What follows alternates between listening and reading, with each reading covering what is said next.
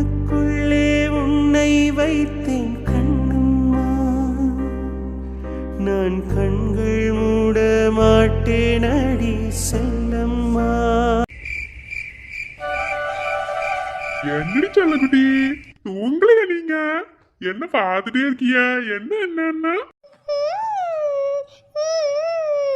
ஆமாவா? ஆமா, பெற வந்து தூங்குவாங்க. இல்லனா தூக்க கொண்டு போய் அங்கிள் விடுறேன். இப்ப தூங்குறீங்களா?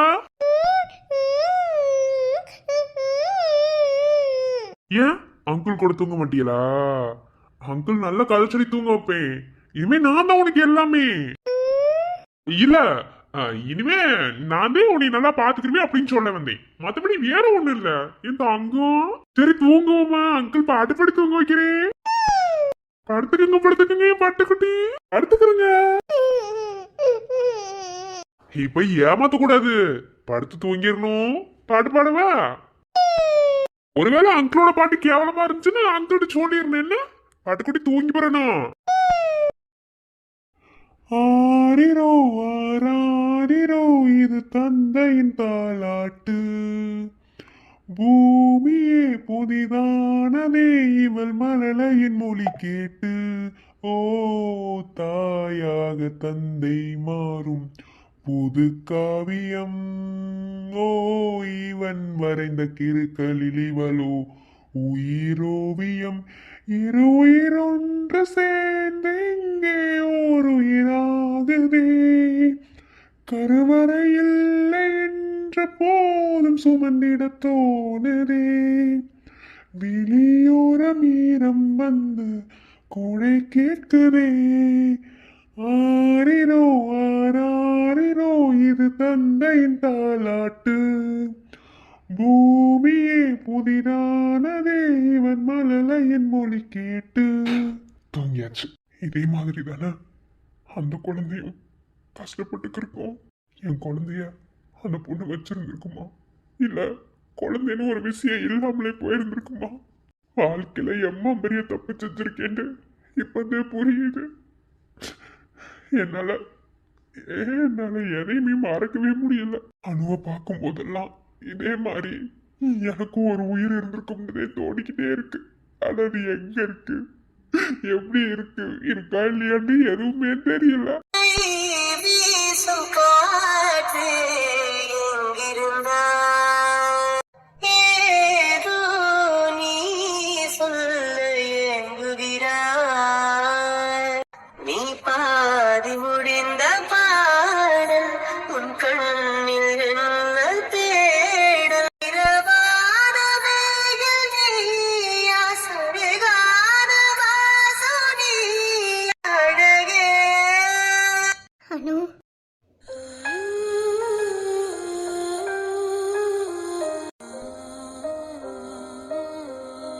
வாங்க, நானே உங்களை பார்க்க வரணும்னு நினைச்சுக்கிறேன்.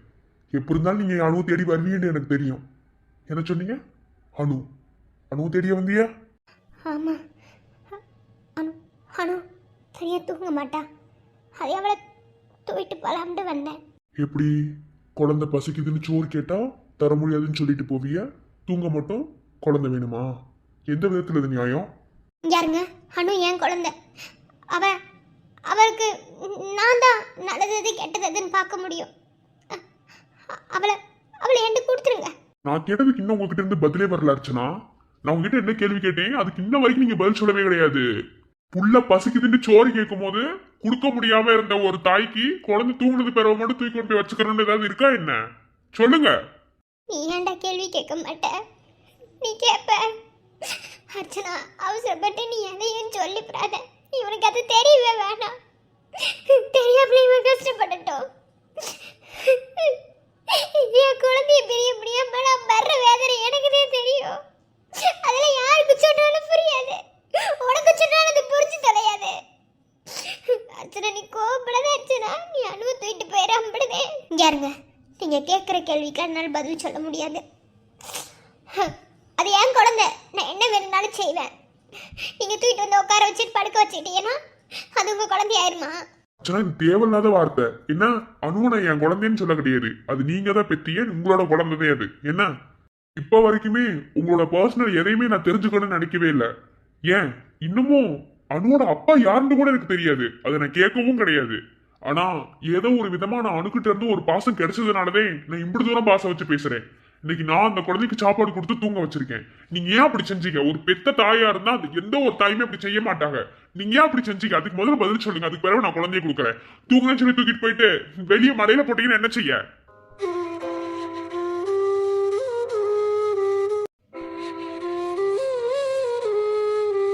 அது பச்சை குழந்தை அர்ச்சனா, அதுக்கு என்ன தெரியும்? பசிக்குதுன்னு ஒரு வார்த்தை வந்து உங்ககிட்ட கேட்டதுனால கொஞ்சம் சோறு போட்டு கொடுக்கறதுனால உங்களுக்கு என்ன ஆக போகுது? நீங்க இப்படிலாம் செய்ய மாட்டீங்க.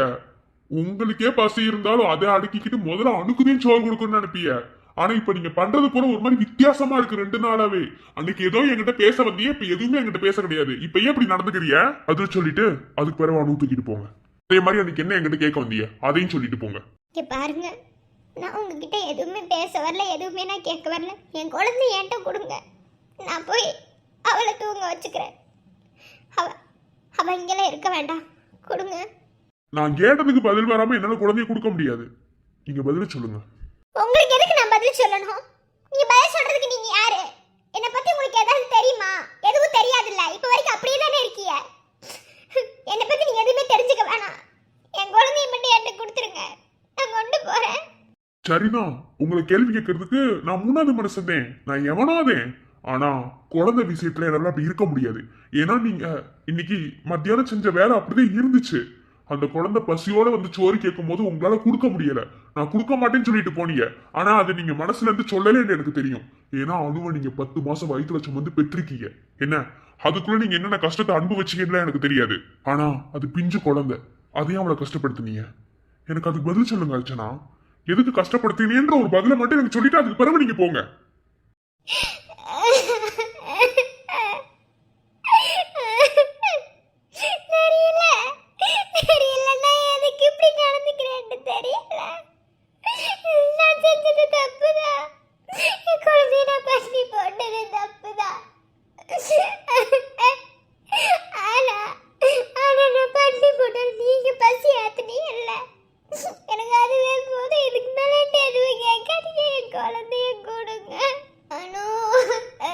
அர்ச்சனா, என்ன சொல்லுங்க?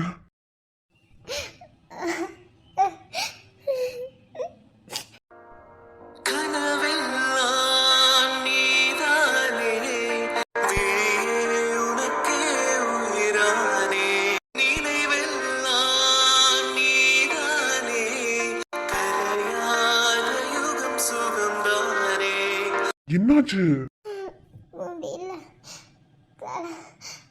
தலை சுத்து. முடியல. சாப்பிடலையா? இல்ல, சாப்பிட பிடிக்கல. என்னால முடியல, தலை சுத்துது. யாரு ஏன் இப்படி செய்யற? எதுக்கு இப்படி சாப்பிடாம நீ வருத்திக்கிற? உனக்கு என்னதான் பிரச்சனை? தயவு செஞ்சு சொல்லு. யாராவது உன் பிரச்சனை கேட்காம இருந்தாதான் நீ வருத்தப்படணும். நான் தான் கேட்கறேன்னு சொல்றேன்ல, தயவு செஞ்சு சொல்லு. என் பிரச்சனை இல்ல சொன்னா எவனுக்கு புரியாது. எவனும் எனக்கு உதவி பண்ண வர மாட்டா. அப்படி பிரச்சனை இருக்கு, அதெல்லாம் உனக்கு சொன்னா புரியாது. நீ புரியாத பிரச்சனை எவனுக்கும் கிடையாது. என்ன சொன்னா புரிஞ்சுக்கிறவன் கண்டிப்பா புரிஞ்சுக்கிடுவான். நீ சொல்லு, உனக்கு என்ன பிரச்சனை? ஏன் அனுகிட்ட அப்படி நடந்துக்கிட்ட? சொல்லு, மனசு விட்டு ஃப்ரீயா பேச அர்ச்சனா. எனக்கு மனசு விட்டு அலட்டும், கத்தி அலட்டும். அவ்வளோ வேதனை இருக்கு மனசுக்குள்ள. ஒரு பொண்ணுக்கு இந்த அளவுக்குலாம் கஷ்டம் வருமான்னு தெரியல. ஆனா அத்தனை கஷ்டத்தையும் நான் அனுபவிச்சேன். என் கஷ்டம் உனக்கு புரியாது, நீ கேட்காதடா. வீடு என்னைய வீடுடா. என்னால முடியல, எனக்கு தலை சுத்து. அர்ச்சனா, அப்பா முடியல. அர்ச்சனா, அர்ச்சனா என்னாச்சு? அர்ச்சனா, அர்ச்சனா ப்ளீஸ் கொஞ்சம் எந்திரிக்கிறீரா?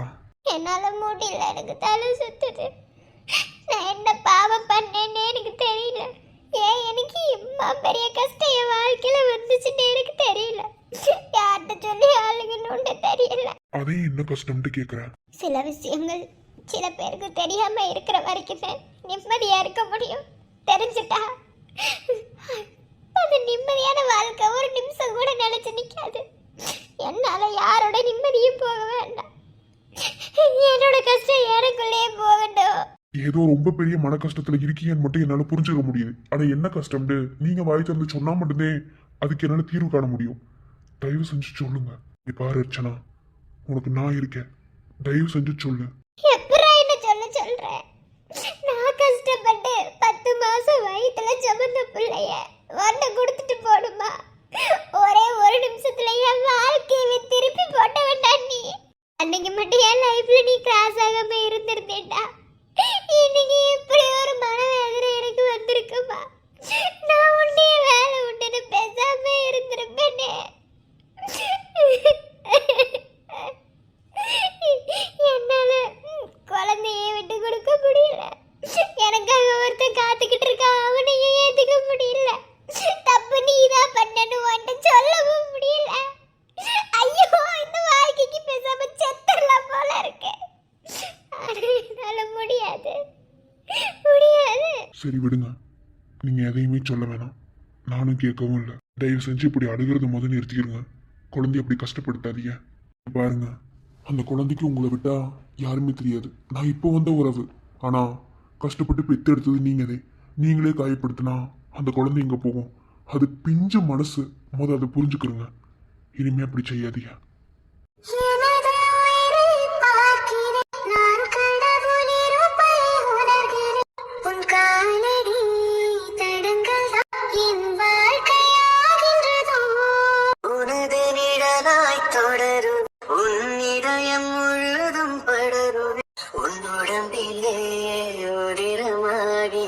உயிரில் கலப்பேரும்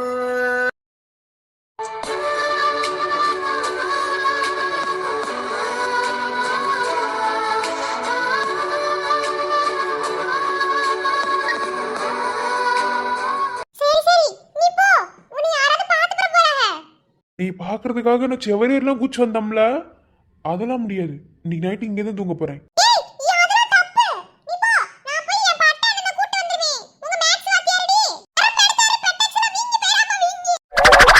பேருக்கு நீ வீங்கின மாதிரியே இருக்கு. அது போடாவா? ஓ, டாப் போட்லாம் பேச தெரியுமோ? தெரியும். ஆனா உன்னைய பாக்கும்போது எனக்கு அப்படி வரல. இனிமே அப்படி வரும்னு நினைக்கிறேன். சரி நீ போ, நீ யார்ட்டே மாட்டிக்கிற போற. மாட்டினா காப்பாத்த மாட்டியோ? நான் காப்பாத்துவனா? நானே மாட்டி விட்டுறேன், நீ போ.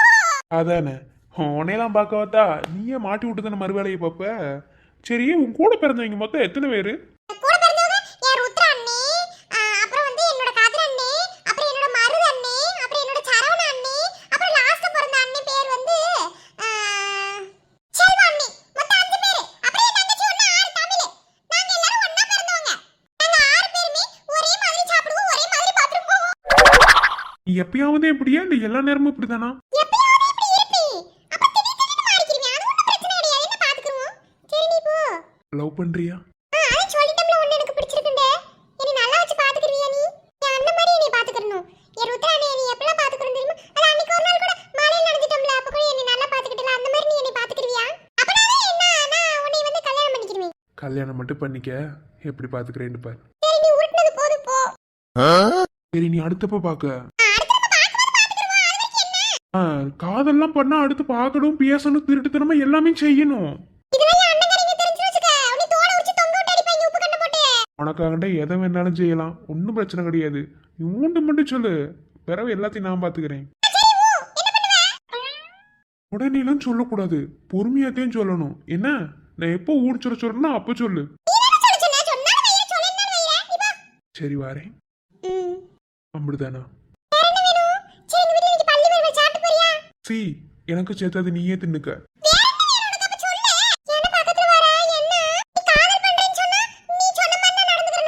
சிச்சி, அப்படிலாம் நான் கேட்க மாட்டேன்.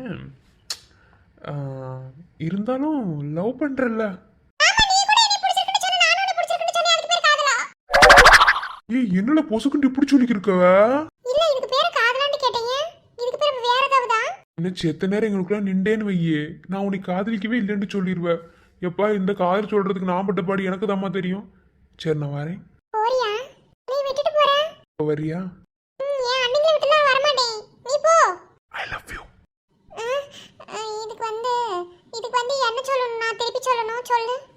அட மக்கு ஐ லவ் யூ சொன்னா திருப்பி சொல்லணும்னு தெரியாதா?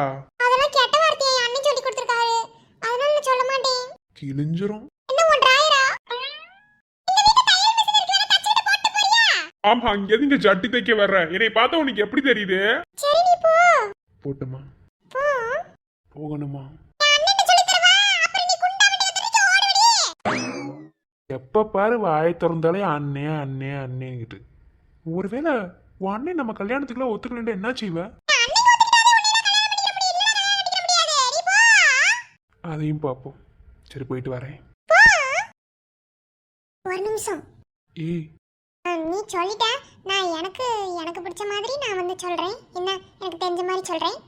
எனக்கும் உன் மேல இழுத்த காசையா. நீ நல்லா வச்சு பாத்துக்கறணும். என்ன?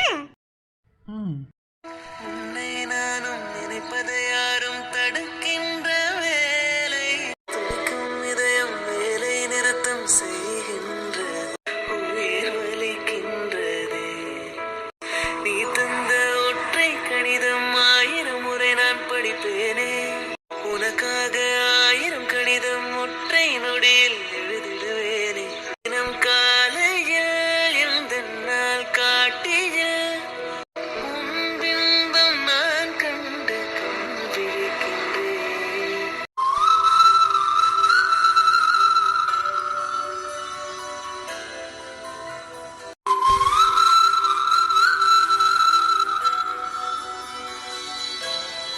காண துடித்த விழிகளில் உனது கையொப்பமான உனது கவிதைகளே எனது விழிகளில் கண்ணீராக கரைந்து ஓடுகிறது. மீண்டும் ஒரு முறை என் விழியோரத்தில் உன் கவிதையின் காதல் வரிகளை தீண்டுமாறு கேட்டுக்கொள்கிறேன். இப்படிக்கு முகம் தெரியாத உன் அன்பு காதலி.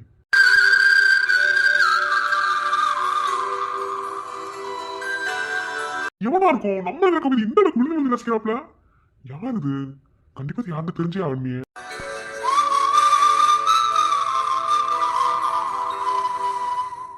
மீண்டும் ஒரு முறை உன் கவிதை மலைகளில் நான் நனைய காத்துக் கொண்டிருக்கிறேன். இந்த ஏக்கத்தை தீர்ப்பாயாக. நாம எழுதுற கவிதை அவர் படிப்பாரா இல்லையா? படிச்சா நமக்கு பதில் லெட்டர் வந்ததே ஆகணும். ஆனா அப்படி ஏதோ இருக்கிற மாதிரியே தெரியலையே. நேரமும் படிச்சுக்கிட்டே தான் இருக்கும். ஆனா ஒரு நேரம் கூட 18 போடணும்னு தோணவே மாட்டேங்குது. ஆனா ஒவ்வொரு தடவையும் கவிதையால அடிச்சு நோக்கிறாங்க. நமக்கு தான் கவிதை எழுதுன்னு தெரியும் பார்த்தா நம்மளை விட டேலண்டட் ஆளுங்க இருப்பாங்க வழிய. சரி, இது வரைக்கும் 18 ஒண்ணு எழுத தோணல. இனி எழுதுவோம். நாளைக்காவது அந்த கவிதைக்கு பதில் லெட்டர் வருமா பாப்போம். ஒருவேளை பதில் லெட்டர் வந்தா நான் கொடுத்து வச்சாருன்னு நினைச்சுக்கிறேன். வேற என்ன செய்ய? உலகத்துல டிசைனா காதலிக்கிறாங்க. நம்ம ஒரு திருசாட்டையும் காதலிக்கிறோம். காதல் கத்திரிக்கானே ஒண்ணும் பிடிக்காது. ஆனா என்னமோ தெரியல, இது ஒரு மாதிரி வித்தியாசமான ஃபீலிங்காத்தையும் இருக்கு. இது வரைக்கும் உனக்கு பதில் லெட்டர் போடணும்னு நான் நினைக்கல. ஆனா இனிமே நான் எழுதுற கவிதைக்கு நீ பதில் சொல்ற மாதிரி நீ எழுதி கொடுக்குற பதில் கவிதைக்கு உனக்கு நான் பதில் தர போறேன்.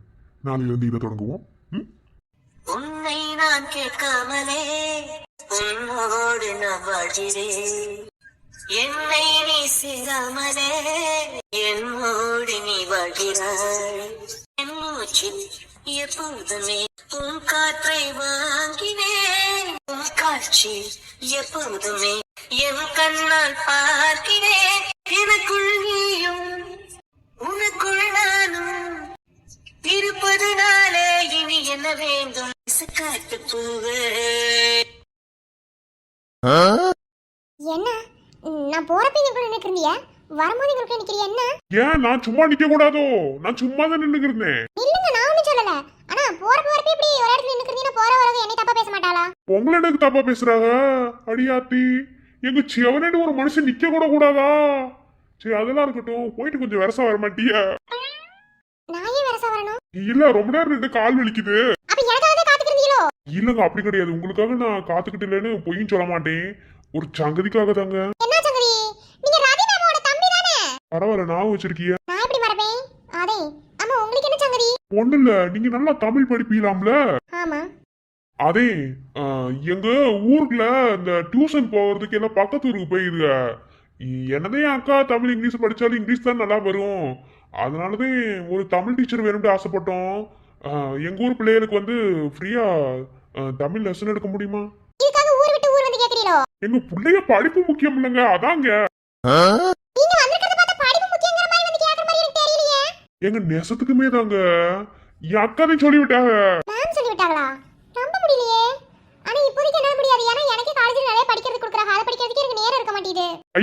நேரம் ஒதுக்கி இதவே வந்து பாக்கணும்னு நான் சொல்லலைங்க. ஒரு மணி நேரம் சாயந்தரம் வந்தீங்கன்னா அப்படியே நல்லா படிச்சு பாஸ் ஆயிடுவாங்க. நான் எங்க அண்ணன் கிட்ட கேட்டுதே முடிவெடுக்க முடியும். எங்க அண்ணன் கிட்ட நான் கேட்டு வந்து சொல்றேன். சரிங்க, நான் பக்கத்து இருக்காரேன். எப்படி சொல்லுவியா? போன் தான் வச்சிருக்கீங்களா? போனா இல்ல அதெல்லாம் வேண்டாம். நான் சும்மா நேர்ல வந்து இப்படி வந்து நின்னீங்கன்னா நான் சொல்லுவேன். நெதமே எப்படிங்க வாரது சொல்லுங்க பாப்போம். நெதமே என்னால வர முடியாது. நானும் பக்கத்து இருக்காரேன். நீங்களும் காலேஜ் படிக்கிற பிள்ளை. அதனால ஒரு போன் நம்பர் ஏதாவது கொடுத்தீங்கன்னா நீங்க இப்படி சொன்னீங்கன்னா நான் அப்புறம் அங்க ஏதாவது முடிவு எடுத்துக்குவேன். சரி, நோட் பண்ணிக்கிறேங்க. சொல்லுங்க.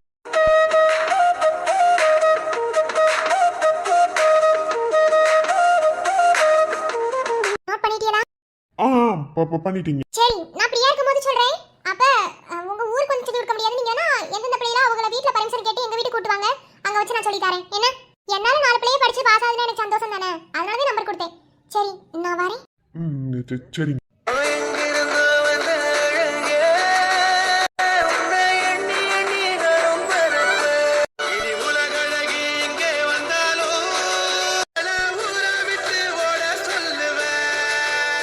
அப்ப சரி, நான் வரேன்.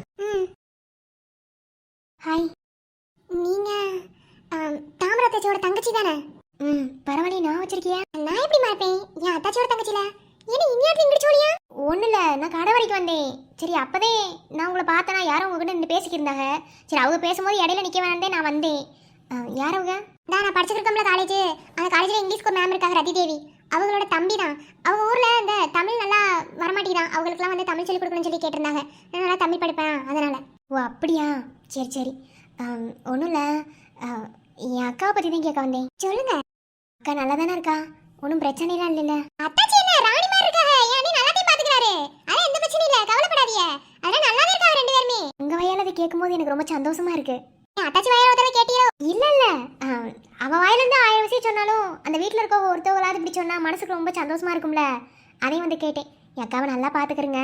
என் அக்கா நல்ல பாசமான பிள்ளை. அந்த குடும்பத்துக்கிட்டே வரணும்னு கங்கணம் கட்டிட்டு இருந்துச்சு. நல்லபடியா பாத்துக்கிறங்க. அதெல்லாம் என் அண்ணன் ராணி மாதிரி வச்சுட்டாங்க. நீங்க ஒண்ணும் கவலைப்படாதீங்க, அதெல்லாம் பாத்துக்கிறீங்க. என்ன தைரியமா இருங்க. சரி வாங்க வீட்டுக்கு போவோம். நான் வீட்டுக்கு தான் போறேன். என் ஃப்ரெண்ட் பிள்ளைட புக் வாங்க வந்தேன். இல்ல இல்ல, நான் கடைக்கு தான் வந்தேன். இப்போ நான் வீட்டுக்கு போகணும். இல்லைன்னா என் அப்பா பின்னாடி தேடிட்டே வருவாரு. சரி, உங்களை பார்த்தேன் கேட்டு போறான்னு வந்தேன். சரி, நம்ம இன்னொரு நாள் பார்த்துக்குருவேன். என் பேர் அகல்யா. என் பேர் தமிழ்ச்செல்வி. Cute name. உங்கள் பேருக்கும் உங்களுக்கும் செம்மையாக சூட் ஆகுது. சரி, பார்த்து பத்திரமா போயிட்டு வாங்க. என் அக்காவை கேட்டேன்னு சொல்லுங்க. கண்டிப்பாக மாமாவையும் கண்டிப்பாக சொல்கிறேன். சரி, ஃப்ரீயாக இருக்கும்போது ஒரு நாள் வீட்டுக்கு வாங்க. சரி, இப்போ ரொம்ப நேரம் ஆயிடுச்சு, நான் போயிட்டு வரேன். போயிட்டு வாங்க. அக்கா, நீ தேர்ந்தெடுத்திருக்க குடும்பம் நெசத்துக்குமே ரொம்ப நல்ல குடும்பம் தான். வீட்டில் ஒவ்வொருத்தவங்க ஒவ்வொரு மாதிரி இருக்காங்க. எல்லாருமே பாசம் கட்டத்தில் குறைஞ்சவங்களே கிடையாது. என்ன மாமா, ஏன் அப்படியே பார்த்துக்கிட்டே இருக்க? என்ன என்ன அழகா இருக்கேனா? ஆமா, இல்ல நான் மட்டும் இவளை பார்க்கவே மாட்டோம். அது இல்லடி, உன்கிட்ட ஒரு சங்கதி பேசலாம்னு. என்ன பேச போற? மறுபடியும் வேதாள முருங்கை மரத்துல ஏறின மாதிரி வருஷ கட்டி கதை அடிப்ப, அதானே? எப்ப பார்த்தாலும் ஒரு ஆம்பளை அப்படியே இருக்க மாட்டியான் என்ன? அப்ப நீ ரொம்ப தெளிவோ? நீ பேச விடுறீ. சரி சரி, பேசு பேசு. வாரு தாமரை, நான் உன்னை பாக்குற முன்னாடி வரைக்குமே என் வாழ்க்கையில கல்யாணம் உண்டு அவசியம் இல்லாத விஷயம் நினைச்சுக்கிறேன். அப்படி ஒரு விஷயம் நம்ம வாழ்க்கைக்கே தேவை கிடையாது.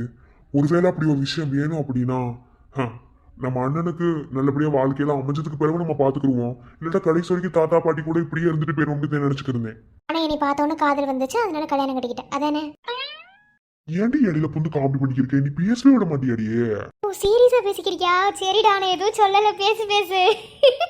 பண்ண பாரு யாரு, நான் ஏன் கல்யாணம் வேணாண்டு யோசிச்சேன்னு கேட்க மாட்டியா? எங்கடா நீ பேச விடுற? நீ தானா பேசிக்கிருக்க? சரி, எனக்கு தெரிஞ்சதை சொல்றேன். உனக்கு கல்யாணம் வேண்டாம், அதில் உனக்கு இன்ட்ரெஸ்ட் இல்லை அப்படின்டா பொண்ணுங்க வாழ்க்கையில் ஏமாத்திடுவாங்க. பொண்ணுங்க எல்லாத்தையும் நம்ப முடியாது. கடைசியில் பெற்றவதே முக்கியம் அப்படி அப்படின்ட்டு போயிடுவாங்க. நம்மளோட வாழ்க்கையில் கூட அப்படி தான் நடந்துச்சு. ஆனால் நான் புடிமான மாத்தே நின்றேன். சரிப்பா, அதெல்லாம் முடிஞ்சு போச்சு. வேற என்ன அதானே?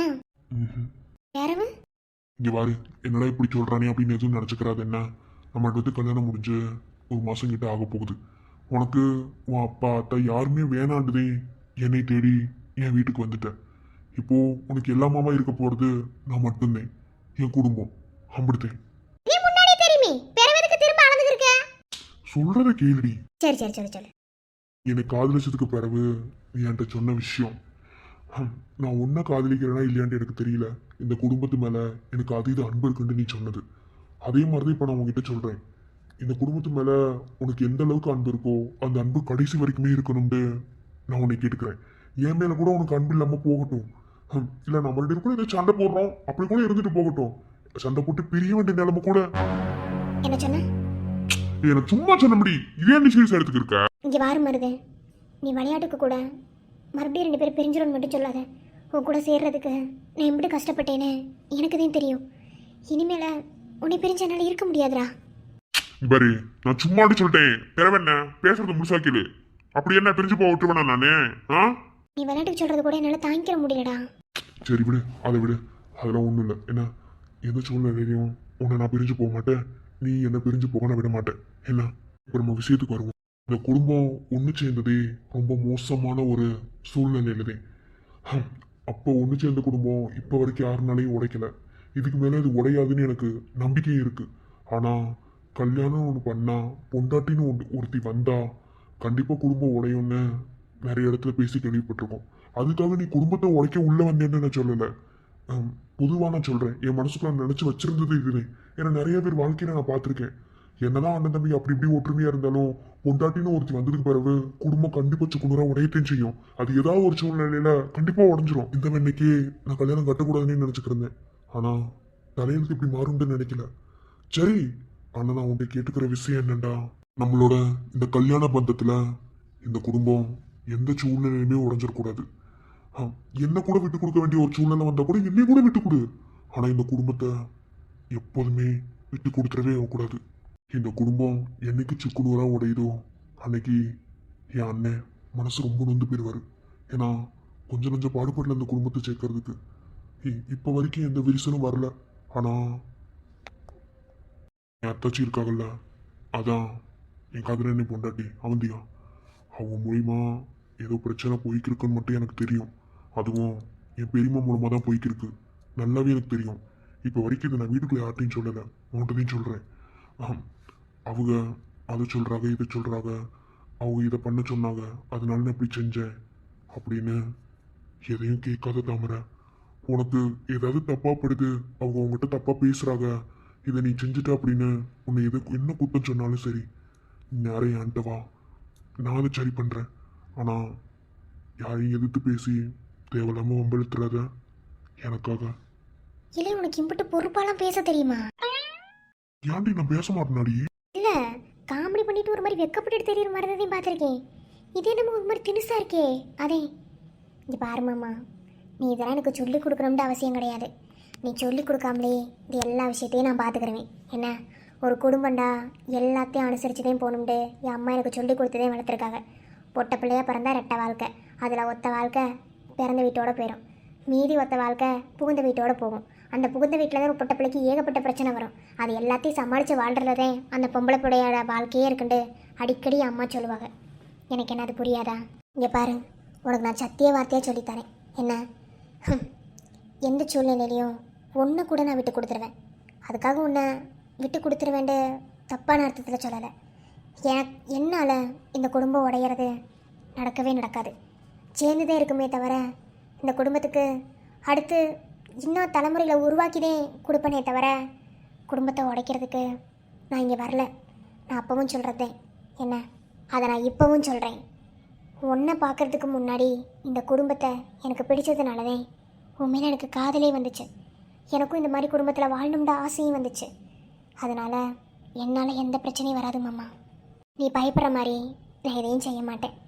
எதுவாக இருந்தாலும் எனக்கு சமாளிக்க தெரியும். உன்கிட்ட கூட இந்த பிரச்சனையை இழுத்துட்டு வர மாட்டேன். நீ கவலைப்படாத. ரொம்ப தேங்க்ஸ் டி. அடிச்சி உன் சேரிஜி கூப்பிடப்படுறா என்ன? இங்கே பாரு, நான் இருக்கிற வரைக்கும் இந்த குடும்பத்தை யாருனாலையும் உடைக்க முடியாது. என்ன, நீ ஒன்றும் கவலைப்படாத. இந்த காலத்தில் கூட்டு குடும்பம் வாழ்கிறதே பெரிய விஷயம் தெரியுமா? இதெல்லாம் எவனாவது உடைக்கணும்னு நினைப்பானா? உன் அன்னைக்கு அப்படி ஒரு எண்ணம் இருந்தாலும் அதையும் மாற்றி போடுவான். நீ ஒன்றும் கவலைப்படாத மாமா, நான் இருக்கேன். இது வரைக்கும் நீ தாமரைய ரகடாக இருந்து பார்த்தது இல்லைல்ல, இனி பாப்ப பாருவேன். ஒருத்தரை திட்டி திருந்தலேன்னு வச்சுக்க, பாசத்தாலதையும் திருத்தணும். அந்த வித்தை எனக்கு தெரியும், நான் பார்த்துக்கிறேன். வேற என்னென்ன வித்து தெரியும் சொல்லி கொடுக்கவா? இல்ல நம்ம பொறுமையா அதெல்லாம் கத்துக்கிடுவோம். என்ன பேசுறது சவால்ல தெளிவா இருக்கியடா நீ. பச்சை பிள்ளைய ஏமாத்தி போட்டேன்டா. ஆமா, பச்சை பிள்ளை. இந்திடா மடியில உட்காந்துக்கிறேன். வேணாம் அப்படி கால் பழக்கும். சொல்ல முடியாது, நான் உட்காருவேன். குயிலாடாத மயில் நானாக இருந்தேன்.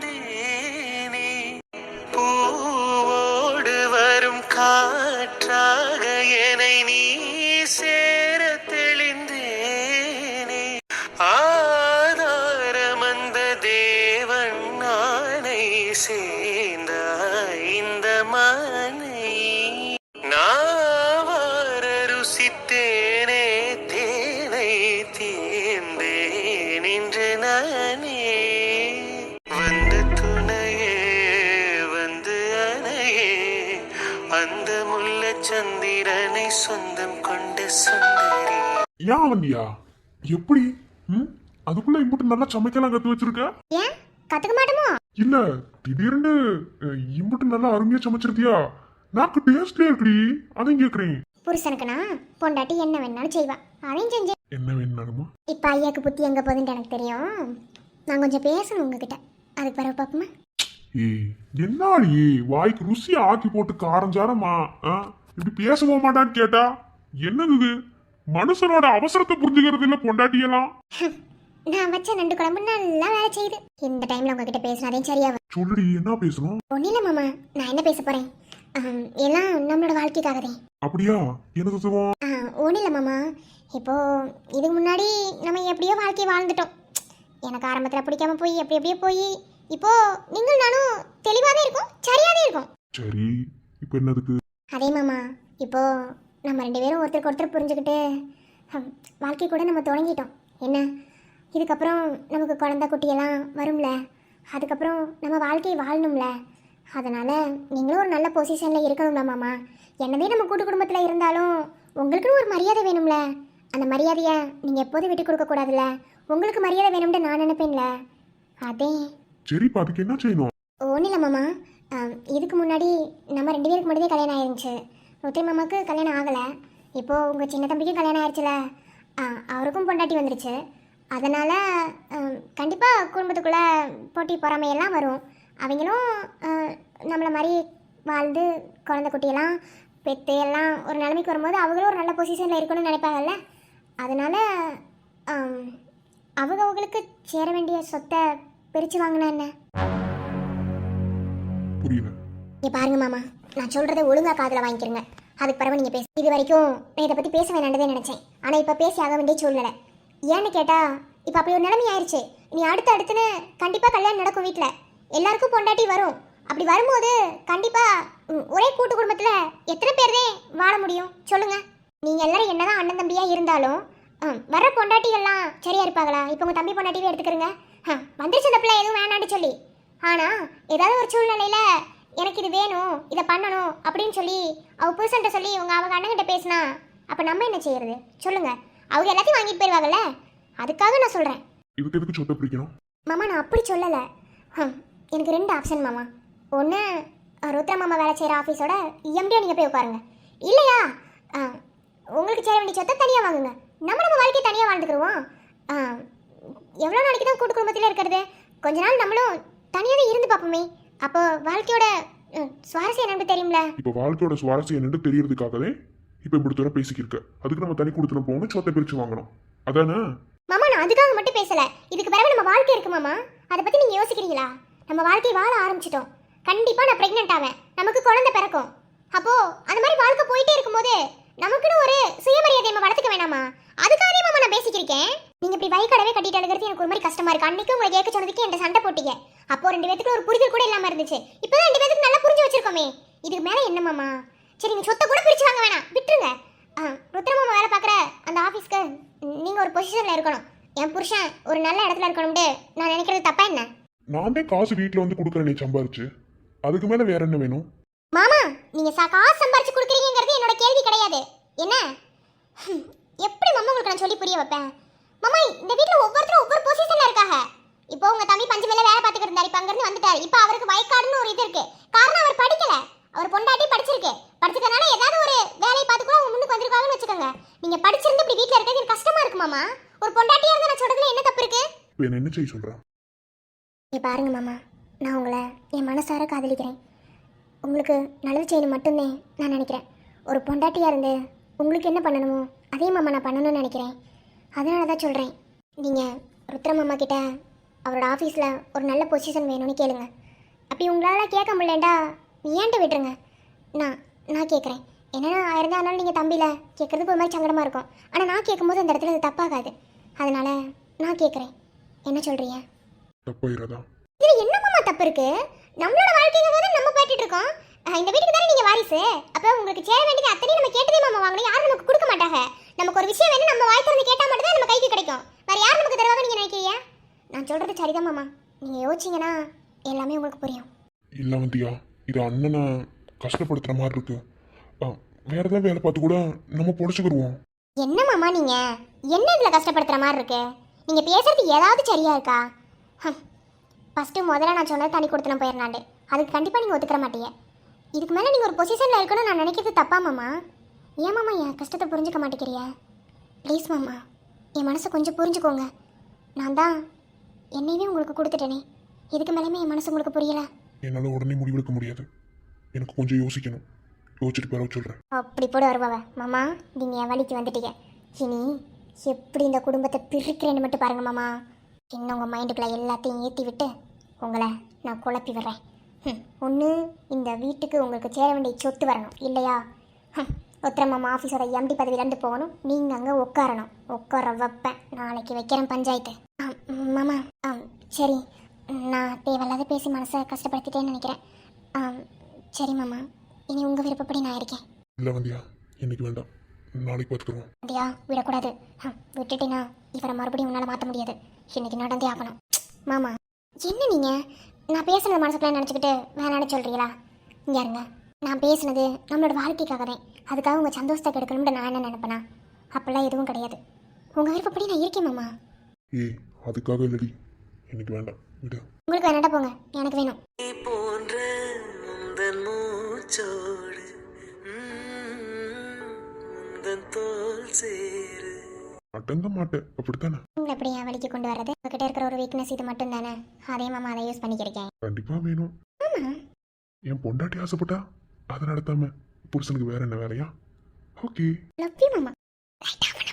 நான் பண்றேன். பெண்ணே நீ பெண்ணல்ல, அக்ஷய பாத்திரம். பெண் என்ற கோப்பைக்குள் நான் விழுந்தேன்.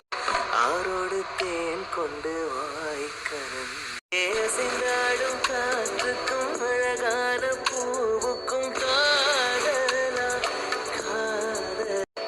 அலையாடும் கடலுக்கும் அது சேரும் மணலுக்கும் காதலா காதல்.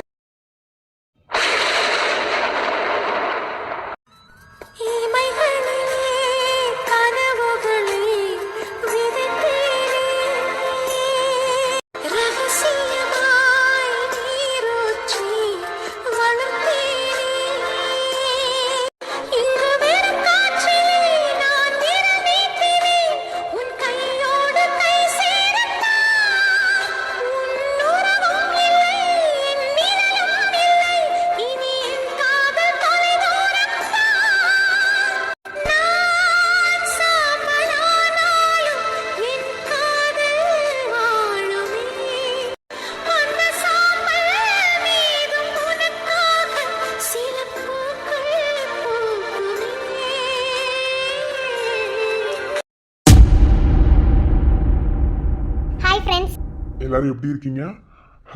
எல்லாரும் ரொம்ப நல்லா இருப்பீங்கன்னு தெரியும். ஓகே ஃப்ரெண்ட்ஸ், இப்போ நாங்கள் எதுக்கு வந்திருக்கோம் அப்படின்னு நாங்கள் சொல்கிறோம். நான் நிறைய இடத்துல போஸ்ட்ல கூட மென்ஷன் பண்ணிட்டேன், பட் புரிஞ்சுக்காம சிலர் வந்து ஹர்ட் பண்ற மாதிரி கமெண்ட் பண்றீங்க.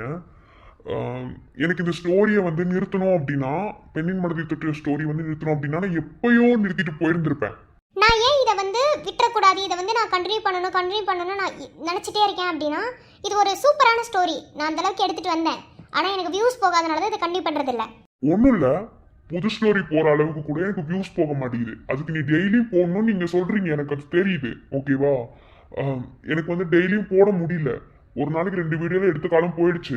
அது வந்து இப்போலாம் என்னால் டைமே ஸ்பெண்ட் பண்ண முடியல. வீடியோக்கு வந்து பிக்சர்ஸ் எடுக்கிறதுக்கே என்னால் சுத்தமாக முடியல. இப்போ நீங்கள் பார்த்துருப்பீங்க, பிக்சர்ஸ்லாம் வந்து எடிட் பண்ணுறேன் உட்காந்து. அதுக்கு பிக்சர்ஸ்க்குனே வந்து உட்காந்து எடிட் பண்ணுறேன். சமுத்திரத்தில் இந்த மாதிரிலாம் நீங்கள் பார்த்துருக்கவே மாட்டீங்க.